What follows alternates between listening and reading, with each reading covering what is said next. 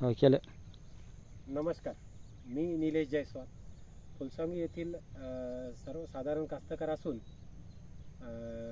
मी हरित बायोटेककडून माती परीक्षण करून खताचा अहवाल मागितला होता.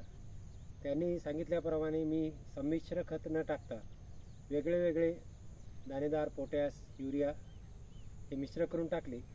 3 डोसमध्ये आज माझ्या कापसाची कंडिशन इतकी चांगली आहे आणि सध्या कापसावर कोणतीही बिमारी नाही समोर, आणि याच्यामुळं माझा खूप फायदा झालेला आहे. तरी जिल्हाधिकारी साहेब व मुख्यमंत्री साहेबांना माझं म्हणणं आहे की तुम्ही स्वतः याची कंडिशन पाहून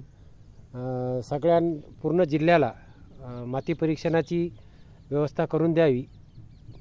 ही कापसाची कंडिशन आज मितीला आहे आणि भरपूर मालसुद्धा लागलेला आहे.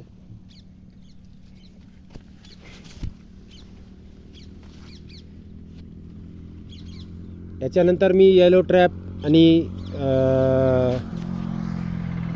ते लाईट वगैरे सुद्धा लावलेले आहे. त्याच्यामुळं तरी माझा खूप फायदा झालेला आहे.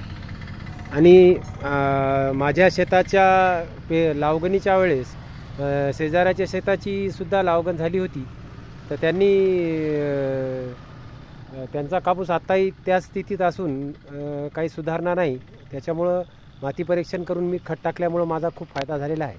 तरी साहेबांनी माझ्या विनंतीला मान देऊन माती परीक्षणासाठी पूर्ण यवतमाळ जिल्ह्याला काहीतरी आणून द्यावं अशी माझी इच्छा आहे. नमस्कार.